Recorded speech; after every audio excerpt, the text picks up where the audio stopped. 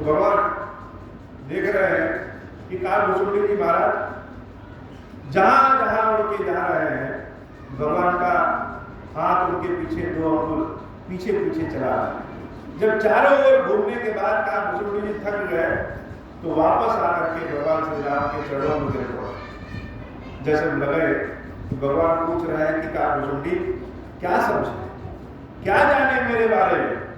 कालभुसुंडी जी महाराज कह रहे हैं कि हे प्रभु, यह जान गए कि संपूर्ण ब्रह्मांड में आपका वास है, कण कण में आपका वास है। ऐसी कोई जगह नहीं है जहां पे आप न हो, हर जगह हमने आपको देखा। तो प्रभु श्री राम मुस्कुरा रहे हैं, कह कि क्या तुम यही जान रहे हो? अगर यह जान रहे हो तो कुछ और भी जान लो। उसके बाद भगवान अपना मुख खोल देते हैं और जब मुख खोलते हैं तो कालभुसुंडी जी उनके मुख में समा जाते हैं। जब कालभुसुंडी भगवान राम के लीलावश उनके पेट में पहुंचते हैं तो देख रहे हैं कि उनके पेट में ही अंतरिक्ष है। यह पृथ्वी, यह सूरज, चांद, सितारे, आकाश गंगाएं, स्वर्ग, नर्क, पृथ्वी, जंगल, सब कुछ जो जो हमने देखा समझा, जो जो हम देखते हैं वह सब कहा, वह सब राम जी के उदर में। तो बड़े आश्चर्यचकित हुए। कालभुसुंडी जी सारे लोगों में विचरण किए और उनके गर्भ में जो पृथ्वी थी, पृथ्वी पे जाके देख रहे हैं कि उस पृथ्वी पे भी एक कालभुसुंडी। ऐसा अद्भुत अध्ययन, अद्भुत समय कालभुसुंडी जी महाराज ने देखा। यह बातें सुनने में हो सकता है अतिशयोक्ति है, या हो सकता है लोग कहें ऐसा कैसे हो सकता है, लेकिन यह संपूर्ण व्यवहार यह सत्य है। आज भी अगर हम प्राकृतिक रूप से अध्ययन करें तो संसार में, ब्रह्मांड में पहले एक ब्रह्मांड की कल्पना की जाती थी, लेकिन अब वैज्ञानिक लोग भी मान रहे हैं कि एक ब्रह्मांड नहीं, अनेक ब्रह्मांड, यह अनंत है। तो भगवान का नाम क्या है? भगवान का नाम अनंत है। और जब गर्भ में कालभुसुंडी जी ने भगवान के इस विस्तृत स्वरूप को देखा तो आश्चर्यचकित हो। जैसे हम लोग कहते हैं कि काल यात्रा, समय की यात्रा कर सकते हैं कि नहीं कर सकते। अर्थात अगर आज किसी को यहाँ से न्यूयॉर्क जाना हो तो हवाई जहाज से बैठ के जा सकता है, यह स्थल की यात्रा हो। लेकिन काल यात्रा अगर आज से किसी को 1000 वर्ष आगे पहुंचना हो या किसी को 500 साल पीछे पहुंचना हो तो उसकी यात्रा संभव है कि नहीं संभव? तो वस्तुतः यह कालभुसुंडी जी महाराज काल यात्रा कर रहे हैं और उस काल यात्रा में भूत भी देखा, वर्तमान स्वरूप अपना ही रूप भी देखा और भविष्य में भी अपने आप को देख रहे हैं। यह अद्भुत यात्रा है। और सारी यात्राएं कहां? राम जी के पास जाकर के विश्राम हो जा रहे हैं। जब कालभुसुंडी विचलित हो गए तो भगवान राम ने उनको अपने मुख से बाहर निकाला और जैसे मानो पूछना चाह रहे हैं कि हे कालभुसुंडी, अब क्या जाने? तो कालभुसुंडी जी ने कहा, महाराज पहले तो हम यह जानते थे कि कण कण में आपका वास है, लेकिन जब आपके उदर में पहुंचे तो यह जान गए यह संपूर्ण ब्रह्मांड ही आपके लिए कण का वास, अर्थात इस ब्रह्मांड का वास ही आपके भीतर है। तो भगवान का वास कण कण में है और इस संपूर्ण ब्रह्मांड का वास भगवान के लिए एक कण के समान है। भगवान शंकर देवी पार्वती से कहते हैं कि हे पार्वती, जग निवास प्रभु प्रगटे। उस राम की व्याख्या नहीं की जा सकती है। जगत के आधार, इस जगत का निवास जहां है और जगत में जिसका निवास है वह भगवान प्रकट हुए हैं। तो जब प्रकट हुए तो कहां प्रकट हुए? देवी कौशल्या के कक्ष में प्रकट हुए। बाबा कहते हैं देवी भय प्रकट कृपाला। तो राम का स्वरूप, राम का गुण कैसा है? भगवान के तो अनेक जन्म हुए हैं, अनेक अवतार हैं। किस विचार के, किस बुद्धि के, किस रूप के, किन शक्तियों से प्रभु अवतार ले रहे हैं और कैसे अवतार लेंगे, इसकी व्याख्या इस स्थिति में है। भगवान तो वाराह के रूप में भी अवतार लिए हैं, भगवान नरसिंह के भी रूप में परशुराम जी के रूप में भी अवतार लिए हैं, कच्छप के रूप में भी अवतार लिए हैं, मत्स्य के रूप में भी अवतार लिए हैं। लेकिन यह जो राम का अवतार है, इसकी प्रमुख विशेषताएं क्या है, इनका रूप कैसा है? तो बाबा सबसे पहला गुण बताते हैं राम जी का, कि राम का गुण क्या है? भय प्रकट कृपाल, जो अनायास ही सब पे कृपा करे, पूछ के कृपा ना करे। एक कृपा होती है जिसको हम जानते हैं, उस पर दया किया, उस पर कृपा किया, जिससे हमको लेना देना है उस पर हमने कृपा किया, उस पर दया किया। लेकिन राम कैसे हैं? जो राम को न माने उस पर भी राम कृपा करते हैं, और जो राम जी को माने उस पर भी राम कृपा करते हैं। जैसे इस देश के संविधान को जो नहीं मानता है, वह भी संविधान के साथ ही चलता है। संविधान उसको, उसके लिए भी वही सब कुछ कर्तव्य और मौलिक अधिकार देता है जो मानने वालों के लिए देता है। वैसे राम जी का जो पहला गुण है, वह राम जी का पहला गुण है कृपा करने वाला। जैसे यह सूरज का प्रकाश बिना जाति धर्म देखे, बिना वर्ण देखे, पढ़े लिखे हैं कि नहीं पढ़े लिखे हैं, उनको देखे, सबको समान रूप से प्रकाश देता है। ऐसा नहीं है कि सूरज देवता कहते हैं कि जो हमको जल चढ़ाया गया, जो हमको मानेगा, हम उसी को प्रकाश देंगे। यह भगवान की कृपा का प्रकाश है। अब भगवान की कृपा के प्रकाश को हम ग्रहण कैसे करते हैं, हमारे पास पात्र कैसा है, यह बहुत कुछ निर्भर करता है। इसी प्रकाश में कोई बहुत अध्ययन करके विद्वान बन जाते हैं, इसी प्रकाश में कोई अपने फसलों को बो करके संपूर्ण संसार का पेट भरता है, और इसी प्रकाश में बहुत सारी बुरी गतिविधियों को करके लोग संसार को परेशान भी करते हैं। लेकिन सूरज देवता ऐसे है कि गुण के आधार पे, ज्ञान के आधार पे प्रकाश देने की मनाही नहीं करते। तो राम जी की जो कृपा है, वह अनायास सब पे कृपा करने वाला है। ऐसे राम जी कृपा को, अब हम सबको तो यह समझ में आता नहीं कि भगवान की कृपा है तो है क्या, कैसे माने कि भगवान की कृपा है? बहुत सारे लोगों का पूरा जीवन संघर्ष करते करते बीत जाता है, और बहुत सारे लोग जीवन में कभी संघर्ष ही नहीं करते हैं और बड़े सुखपूर्वक रहते हैं। तो क्या माने कि भगवान कृपा किए कि नहीं कृपा किए? लेकिन यह नीची दृष्टि है। जब ऊंची दृष्टि से सोचेंगे तब जाकर के भगवान की कृपा समझ में आएगी। जैसे एक बार की बात है कि हनुमान जी महाराज जब सीता मैया की खोज में निकले, सारे बांदरों को लेकर के जामवन जी के साथ जब खोज में निकले, तो महीना भर बीत गया देवी जानकी को ढूंढते ढूंढते ढूंढते ढूंढते, लेकिन जानकी मैया का पता नहीं चला। सारे बानर भालू प्यास के मारे लगेगा कि अब और तब, अब मरे तब मरे, कब जीवन मुक्त हो जाए कोई पता नहीं। एक हनुमान जी महाराज को छोड़ करके बाकी सब प्यासे हो। तो हनुमान जी महाराज ने सोचा कि सीता मैया को तो ढूंढेंगे तब जब सब जिंदा रहेंगे, जिंदा रहने के लिए जल की आवश्यकता है, और जल तो कहीं भूमि पे दिख नहीं रहा तो है कहाँ? तो जब समस्या तुरंत न दिखे, समस्या का समाधान तुरंत न मिले, तो समस्या से थोड़ा सा ऊपर उठ जाए। हनुमान जी महाराज एक पर्वत देखते हैं और पर्वत पे चढ़ जाते।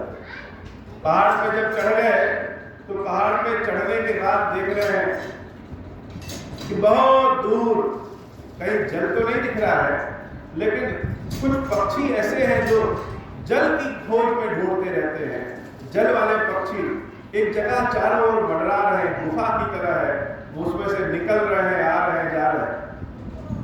तो जब अपनी आंखों से न दिखे तो अनुमान की दृष्टि से देख लेना चाहिए। हनुमान जी महाराज उस समस्या से जब ऊपर उठे और अनुमान की दृष्टि से देखा कि वहां पे जल होने की संभावना है, तो वहां जाकर के गए और वहां सारे बादलों ने जल का पानी। वैसे ही भगवान की जब कृपा मिलती है तो हमको भले समझ में ना आए कि भगवान की कृपा है कि नहीं है, लेकिन जब थोड़ी सी समस्या से ऊंचा उठेंगे और अनुमान की दृष्टि से देखेंगे, तब समझ में आएगा कि राम जी कैसे कृपा करते हैं। हम निरंतर प्रतिदिन प्रतिक्षण कोई ना कोई कर्म करते रहते हैं, और उस कर्म का फल मिलना ही मिलना है। यह निश्चित है। लेकिन अगर हमें मुक्ति चाहिए तो बिना फलों को भोगे तो मुक्त हो नहीं सकते। और जब हम फल भोगेंगे, जैसे हम कोई फल खाएंगे तो उसमें से बीज निकलेगा, तो उस बीज से फिर से नया वृक्ष हो सकता है। तो जब हम फल सुख या दुख भोगेंगे तो हमसे निरंतर कर्म होता है, और उस निरंतर होने वाले कर्म से कोई ना कोई कर्म तो हम करेंगे, चाहे हम सोते ही रहें। तो कोई ना कोई जब कर्म करेंगे तो उसका फल मिलना है, फल मिलना है तो उसका भोग पान करेंगे। तो इस तरह से कभी भी जीवन में हमारी मुक्ति हो ही नहीं सकती। लेकिन जब राम कृपा करते हैं तो सारे कर्म फल का बंधन वहीं समाप्त हो जाता है और भगवान मुक्ति दे देते हैं। जैसे गंगा हरिद्वार से निकल करके गंगा सागर में अपने नाम को छोड़ करके मुक्त हो जाती है, सागर में मिल जाती है, वैसे यह आत्मा परमात्मा में जब विलीन हो जाता है तो मुक्त हो जाता है। यह राम की कृपा है। तो भगवान का पहला गुण क्या है? भय प्रकट कृपा।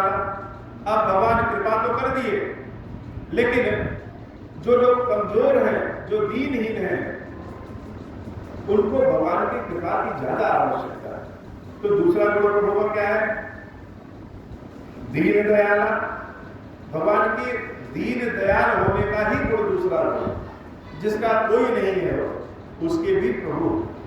जैसे अग्नि को अगर बहुत अपने ऊपर गर्व हो जाए कि हमारे बिना तो संसार चल नहीं सकता, हमारे बिना तो भोजन बन नहीं सकता, हमारे बिना कुछ हो नहीं सकता, वह अग्नि भी देखे कि जो पशु पक्षी हैं, निरीह जीव जंतु हैं, वह बिना अग्नि के ही लाखों वर्षों से अपने जीवन को जीते आए हैं और आगे भी जीते हैं। तो भगवान की कृपा ऐसी होती है कि जिसके पास कोई नहीं रहता उसके ऊपर भगवान दीन दयाल के ऊपर के रूप में कृपा करते हैं।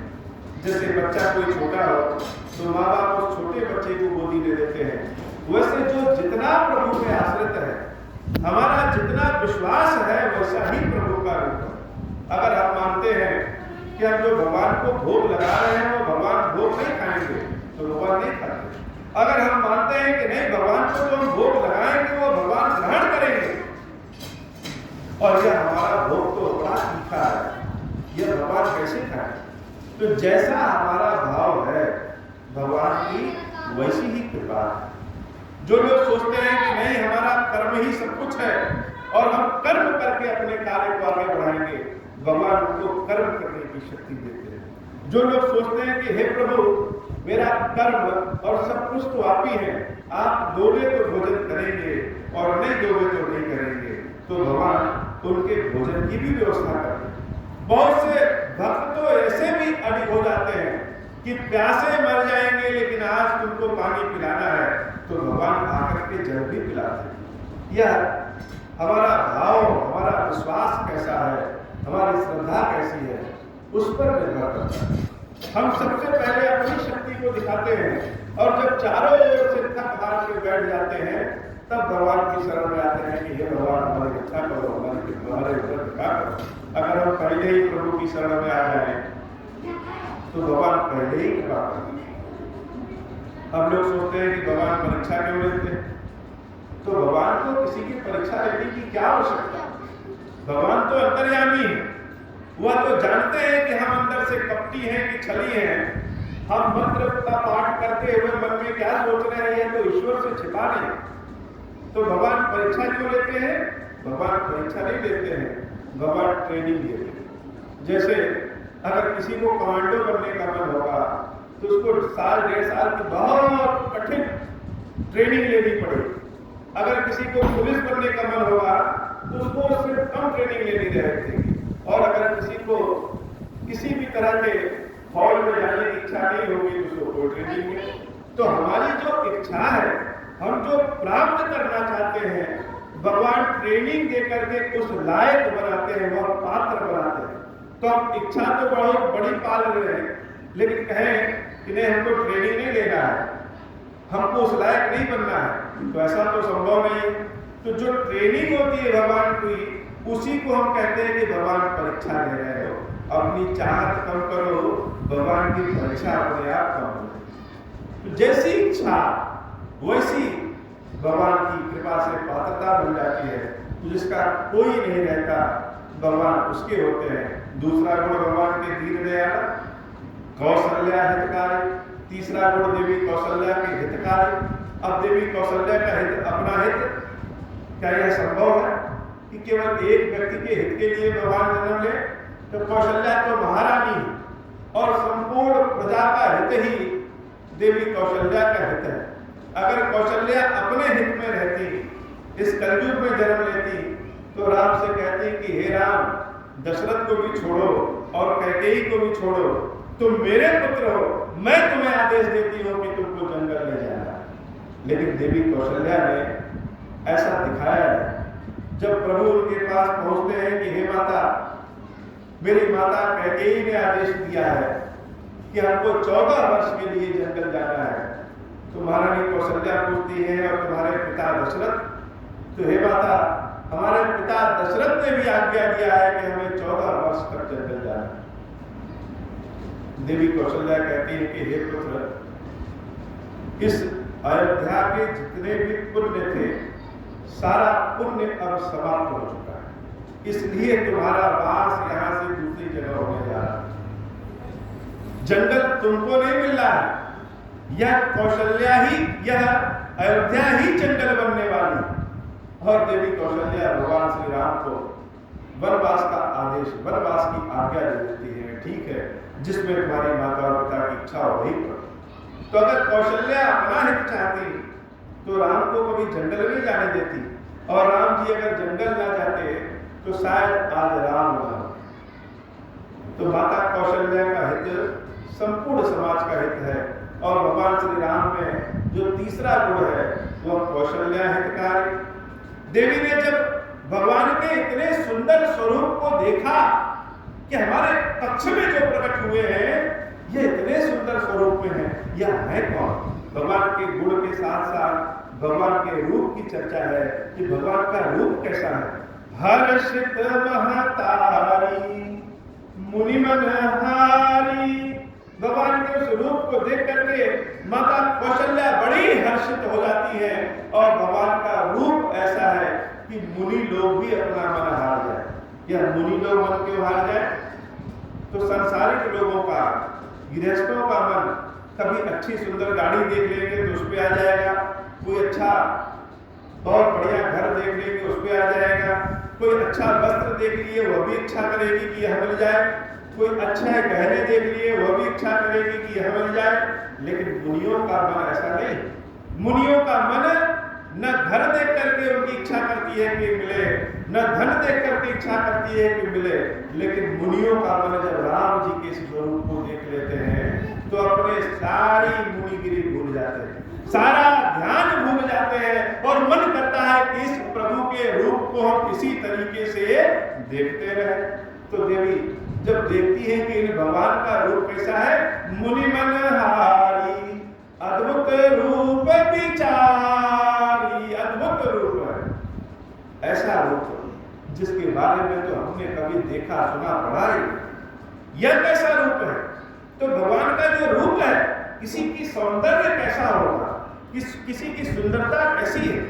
किसी को लाल रंग पसंद होता है तो कोई कहता है कि लाल रंग तो हमको बहुत बुरा लगता है, पीला पसंद है। तो सुंदरता लाल रंग में है या सुंदरता पीले रंग में है? तो सबसे पहली सुंदरता तो हमारे मन के भाव में है कि हमारे मन को क्या पसंद है। और भगवान का रूप कैसा है?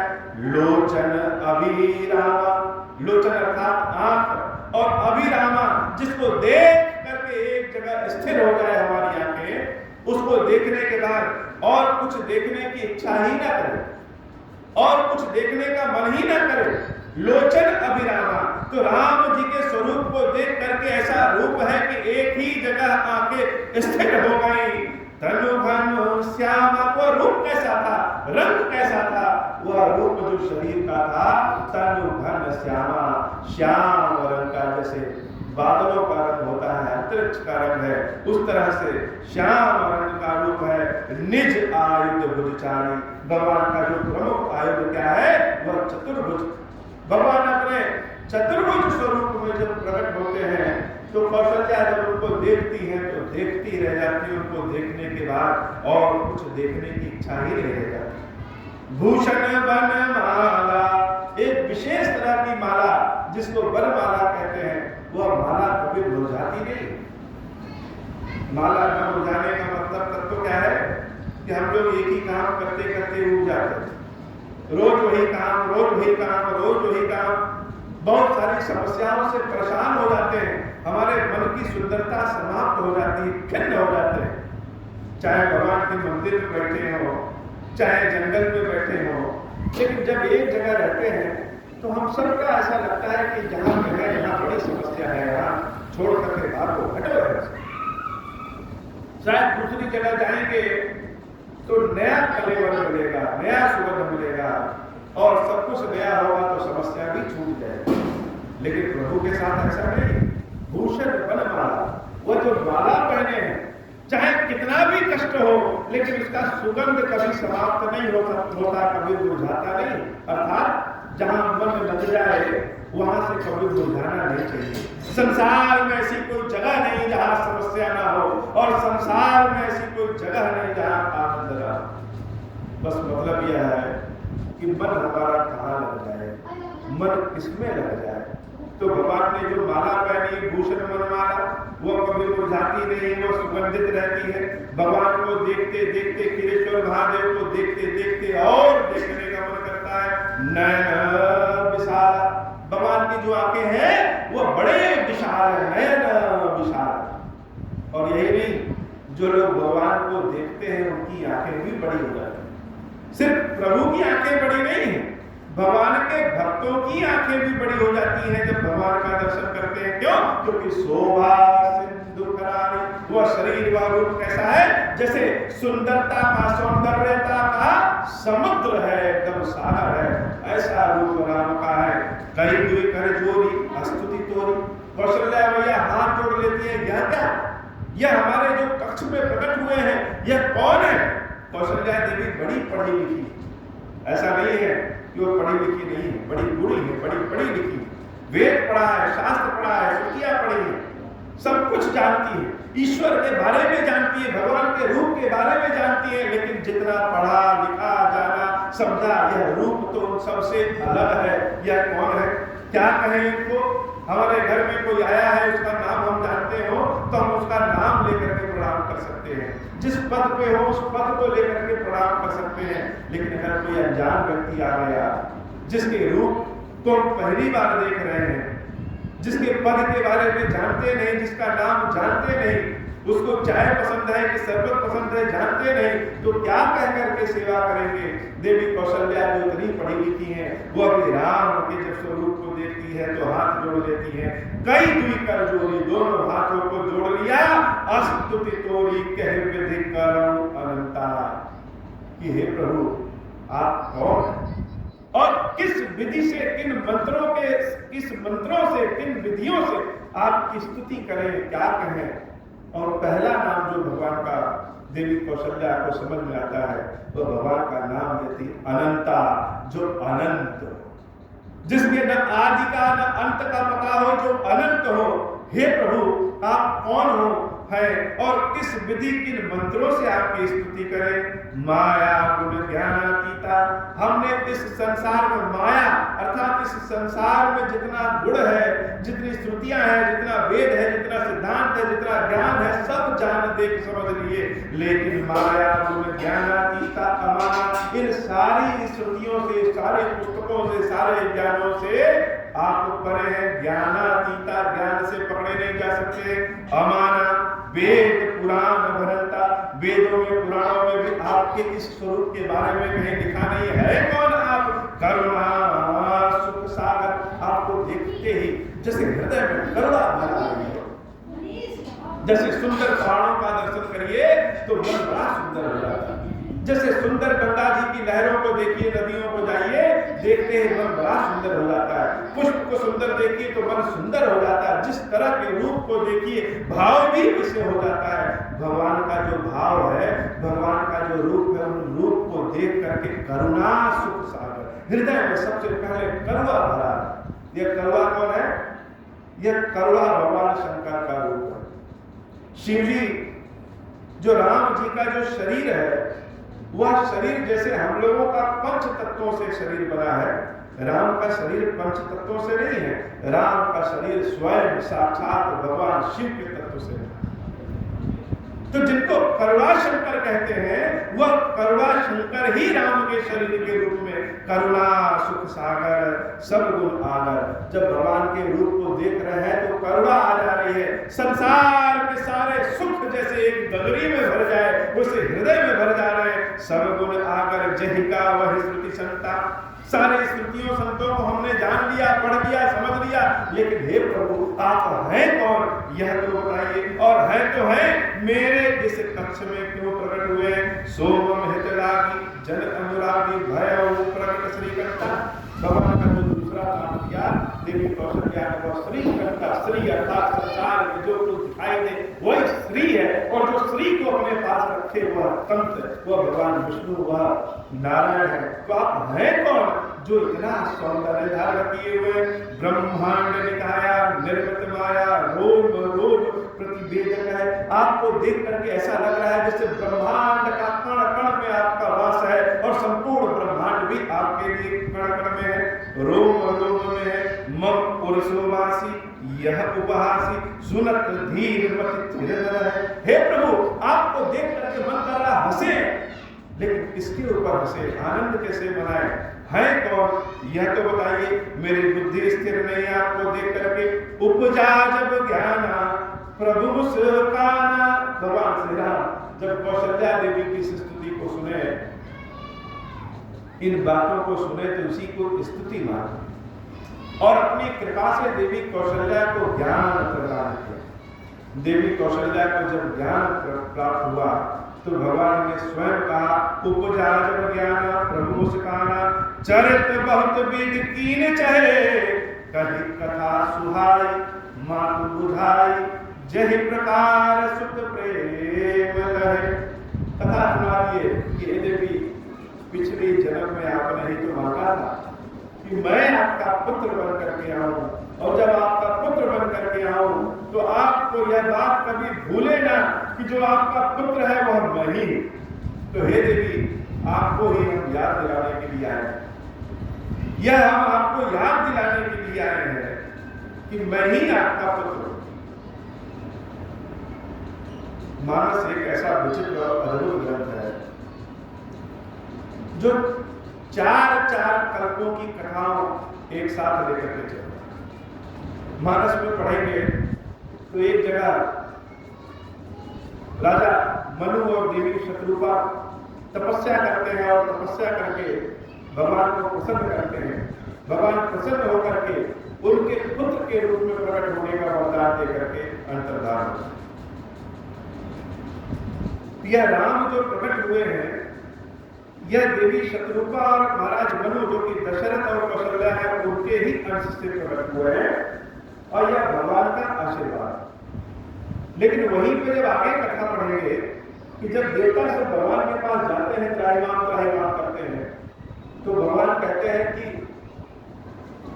महर्षि कश्यप और अदिति ये दोनों बहुत तपस्या किए, और उनको हमने आशीर्वाद दिया है, वरदान दिया है कि हम तुम्हारे पुत्र के रूप में आए।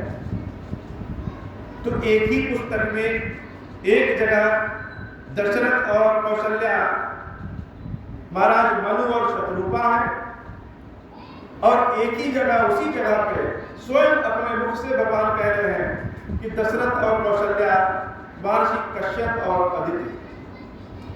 तो सत्य क्या है? कौन है? क्या कथा झूठी है? क्या कथा को लिखते समय सोचा नहीं गया? और बाबा सत्यनारायण भगवान की कथा सुनते हैं तो वहां पे जो राजा है जिन्होंने सत्यनारायण भगवान का प्रसाद खाया था, सत्यनारायण भगवान आशीर्वाद देते हैं कि एक जन्म में तुम दशरथ बनोगे और हम तुम्हारे पुत्र बनेंगे। तो सत्य क्या है? क्या पूरी कथा झूठी है? तो मानस एक अद्भुत ग्रंथ है। सत्य यह है, यह एक साथ कई कल्पों की कथा, एक जगह कथा महर्षि याज्ञवल्क्य और भरद्वाज जी एक कल्प में सुना रहे हैं, वही कथा दूसरे कल्प में भगवान शंकर देवी पार्वती को सुना रहे हैं, वही कथा एक तीसरे कल्प में काकभुसुंडी जी गरुड़ जी को सुना रहे हैं, और वही कथा एक चौथे कल्प में तुलसीदास जी या हम लोग जैसे लोग इस समय सुना रहे हैं। तो जैसे हम कहें कि इस रविवार को त्रयोदशी की तिथि है,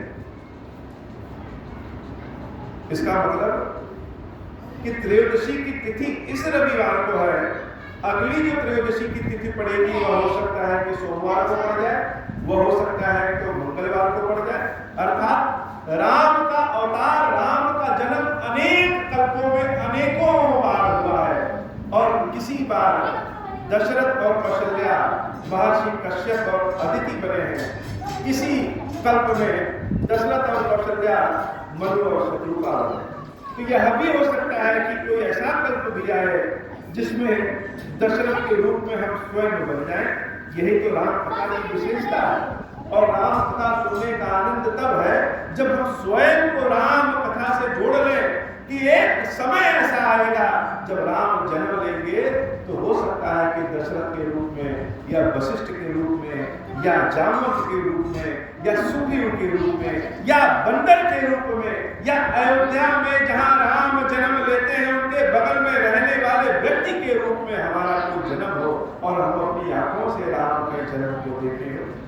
यह हम सबके लिए अवसर खुला है कि अपने कर्मों से, अपनी भक्ति से, अपनी कृपा, भगवान की कृपा से एक अवसर हमको भी मिल सकता है कि जब राम बाल रूप में हमारे गोदी में खेल रहे हो। यह राम कथा की विशेषता है। तो कहीं कथा सुहाई माँ को बुझाई, जय प्रकार सुत प्रेम है।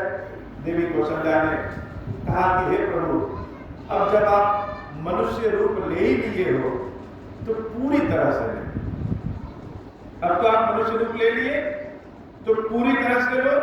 पूरी तरह का मतलब माता पुनि बोली सोमती बोली तजहु तात यह रूपा, यह रूप अपना हटाओ। लोग क्या कहेंगे कि कौशल्या का जो पुत्र पैदा हुआ उसके 4 हाथ हैं, यह समाज या मनुष्य का रूप हंसने लगेगा कौशल्या पे, और कौशल्या को कहेगा कि कौशल्या के घर किसी राक्षस ने जन्म लिया है।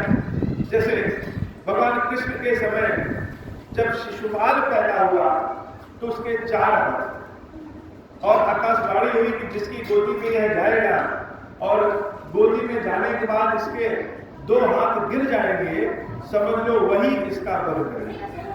तो वैसे तो अगर कोई 4 हाथ वाला पैदा हो तो लोग कहें कि विष्णु का रूप पैदा हुआ, लेकिन शिशुपाल जब पैदा होता है तो लोग कहते हैं राक्षस पैदा हुआ, क्योंकि मनुष्य तो 4 हाथ के होते नहीं, मनुष्य तो 2 हाथ के होते हैं। इसलिए देवी कौशल्या ने कहा कि हे प्रभु, यह रूप छोड़िए, और जिस प्रकार से मनुष्यों के बच्चे होते हैं, लीला करते हैं, उस रूप को धारण कीजिए। भगवान कहते हैं देवी, हमारे इस चतुर्भुज रूप को देखने सुनने के लिए लोग न जाने कितने वर्षों तक तपस्या करते रहते हैं, और आप कह रहे हैं कि इस रूप को छोड़े, कि जैसे सुलीला अति प्रियशीला यह सुख परम अनुपा। माता कहती है कि हे प्रभु, पुत्र होने का सुख ही अनूप है, इसलिए आप शिशु लीला कीजिए। सुनी बचन सुजाना रोदन ठाना, वही बालक सुरभूपा, यह चरित जगा वही हरिपद पावही, तेन पर ही भवकूपा। भगवान माता की आज्ञा मानते हैं और बालक स्वरूप में आकर के रोना शुरू करते हैं।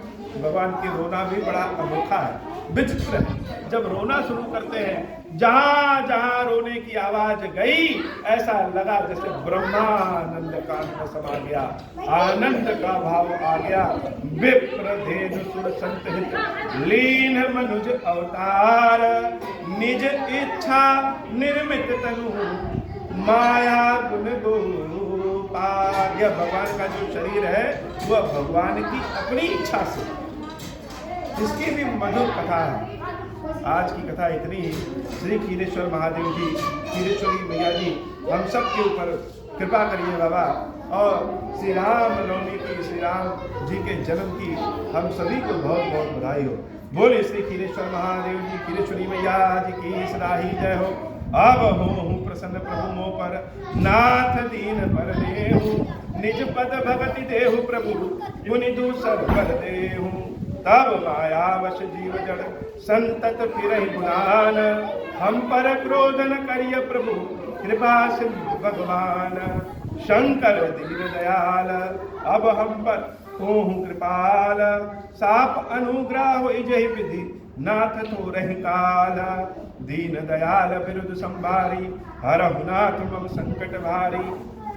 जय विधि होई नाथ हित मोरा, करहु सुबेगी जानी दास मैं थोरा। राम राज बैठे त्रैलोका, हर्षित भय गए सब सुखा। जे सकाम नर सुनहि जगावहि, सुख संपत्ति नाना विधि पावहि। जो इच्छा करि हूँ मन माही, हरि प्रसाद कछु दुर्लभ नाही।